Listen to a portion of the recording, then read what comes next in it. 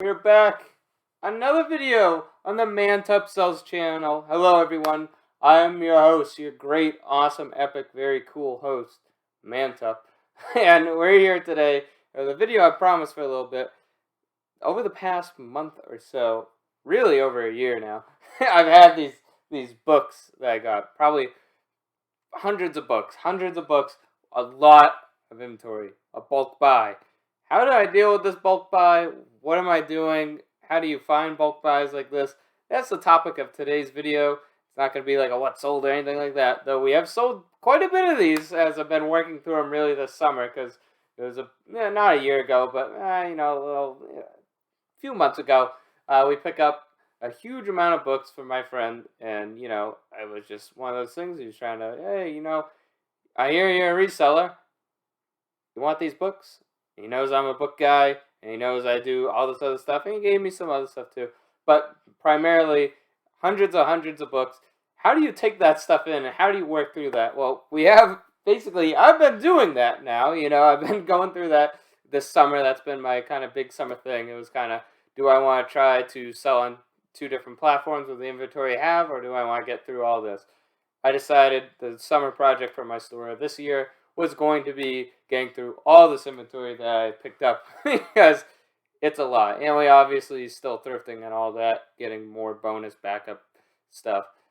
All that, typical reseller stuff. But I wanted to start off with, I guess, kind of finding the inventory, finding the person who's going to sell you all that. Typically, it's, for me, friends. I've had many friends give me a lot of stuff, many people that I know, family as well, obviously, friends and family. But the additional one is just people you meet out thrifting. One of the best parts of being a reseller for me was, I kind of like telling the story. I started doing this during COVID, doing this during the quarantine stuff. So we're going out there, oh, we're all locked down, we're all in our house, we can't talk to anybody. Well, I'm going out there and, I'm meeting some people. The places that are open, not that many places, but it was a great way to, reconnect with people, talk to some people, meet some new people. And there's some very interesting characters out there, but there's some great people as well. Meet some fellow resellers out there as well. I know sometimes it's like, I don't want to be that social or anything like that. And I get it. I'm not very social. I think of my extrovertness is like a battery, and it drains. And I get really tired at the end of a day of talking. I don't really like using networking because I feel like that's like viewing humans as like a tool or a means to an end.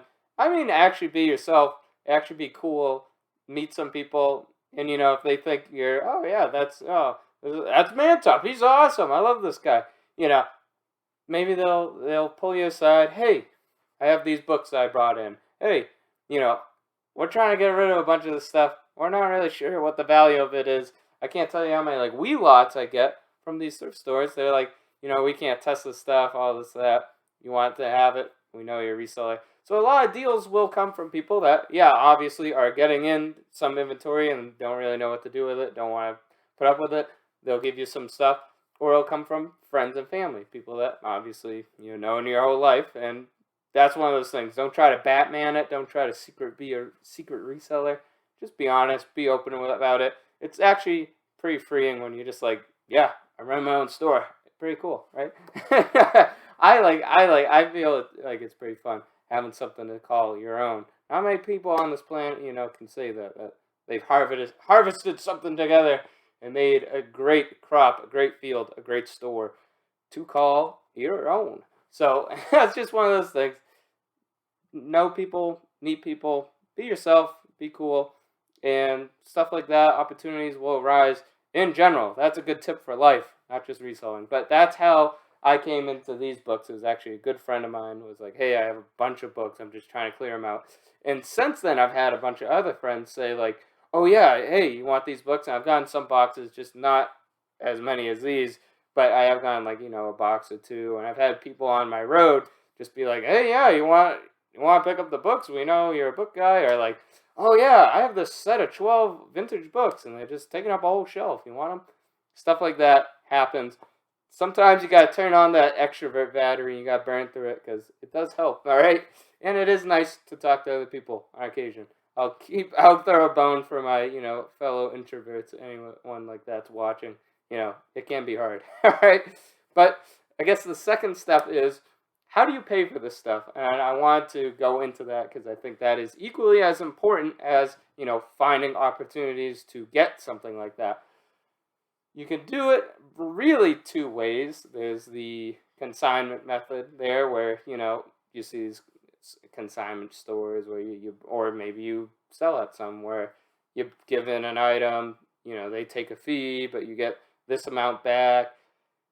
I don't do that, guys. I did that once for a bunch of vintage cameras, and we still have like two of the cameras, and we're still doing weird money transactions that way. A lot of burden, a lot of strings attached, a lot of, hey, what's going on with this item, this and that and that. I don't like that. I like things being cut, clean, right off. Like, we don't want to deal with it. We have the item. We're done. All right, transaction over.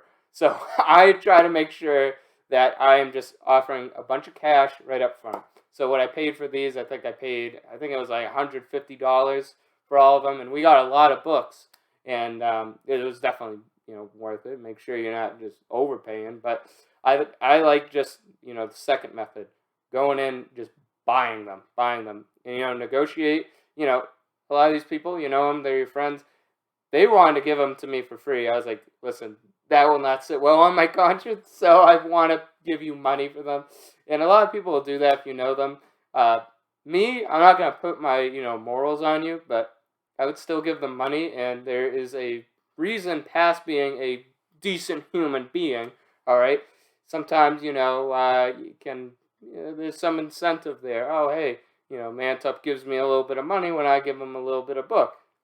Keep giving them the money, they might keep giving you those special opportunities. You know what I mean? So if you're not going to do it for the kindness of your heart, do it for investment in the future, all right? So I like just trying to buy stuff straight up. Try to make sure the deal works like that. Maybe you want to stress the point, like, listen, consignment can get a little messy. It can take a while for stuff to sell on eBay. Then you have to, like, deal with cuts and all this. I don't like it. It's a bit messy. If you want to do it, go for it. But I just like trying to negotiate a cash price right up front. Nice, quick, easy, and simple. So now we move on to stage 3 of our grand plan. We have got the inventory, but where the hell are we putting it? I put all that stuff in my trunk, and I could not see out the back window. That's how much stuff. It was in the back seat, some was in the passenger, and the trunk was right up to there. A lot of books. So what did we do? Well, the stand that my microphone right here is on is a good example. We have a bunch of plastic bins. We picked these up at Walmart. I think, oh God, I don't even know how much a bit, because we haven't picked up any in a while because we just have so many spare, so I kind of forget. Probably it's gone up in price with everything else. But anyways, they're not too bad. You want to get your storage, right? So plastic bins for us, see-through. I always recommend see-through because you want to be able to see the items in it. But that's more for general storage. This was just trying to get stuff out of my car and into my storage, all right? So that was kind of the first step, but that's, who cares about that? But what was really important for me, and this is when it kind of started to take into its own, like, oh shoot, I can really start working through that stuff. And this is what I really started this summer. So we'll call this step 4 as organization, right? You got the stuff out of your car, you got it in the bins. What are you doing now? How are you possibly going to look through all this stuff? How are you going to figure any of this out? Well, I kind of messed this up at first, but towards the end, I found a better method. So I'm going to tell you the first one, and then I'll tell you the better method. What I kind of did at the beginning was I just had all the books. I put them out on a table. Now you can do this, and I was just making piles on the table. So I was kind of like, all right, this is Delaney, and then it never really worked that way. You want to know why? Because I put everything in boxes. Stuff got jumbled up. We had so many books. That's not a good way to keep track, because now you find something like, oh, this is Danny Dunn. Oh, all right, this is Sailor's Choice by Natalie Carlson. And you find a bunch of different authors. It's getting mixed match. It didn't really work out that well for me, just going pure, like, author to author, because there was so many books. There was so many boxes to look through. So what actually made it easier was breaking it down a little more simply and then making it a little more in-depth. So what I mean by that, I kind of put the A authors, like last name A, with the A authors. So I just had like a pile of A's. So like, oh, this is everyone from the A. And what that allowed me to do is go back once we put all the A, B, C, D, E, F, G, H, I, J, blah, blah, blah. Once we had those piles, it was way more easier to digest just simply, all right, these are the A's. All right, here's Icon, Anderson, and you were able to like parse through those, look through those, and it was way easier for me to find the similar authors and make those book lots, because a lot of these were a lot of books, and a lot of the value came from the book lots themselves. But there's some more value stuff in there. I'll talk about that in the next step, obviously. So that was what worked best for me, was alphabetical order and kind of doing this in layers. So you put everything kind of in general, just in your boxes. Then you take them out, you empty out all the boxes, and you just start going by A, because it's a lot easier to just like mindlessly like see A, all right, B, this. And then you have like these neat piles, none of them huge, not like, having a huge pile of just assorted authors. They're more specific. Said it right without messing up. Specific. Sometimes, man, that word can throw you for a loop. Don't know what it is. All right? But not me. It's like rural, but I can do that one, all right? I don't know. It's weird stuff like that. That's why you all watch Man's Up Sells, right? Random rants. Okay. But anyways, back on track. You have these more digestible piles that you can look through, you can sort, and you sort them into the authors. Now you have the book lots. That's what you want. Now, you kind of have those organized, but what are you doing? What are you doing with those lots? Well, what we did here is, and I want to try to pull up an example, and we have one here, and that's why I want to make this video now, because we have this stuff kind of already done, and I have the next step already pretty much done, and the next step is basically the final step, or the final two steps. But here it is.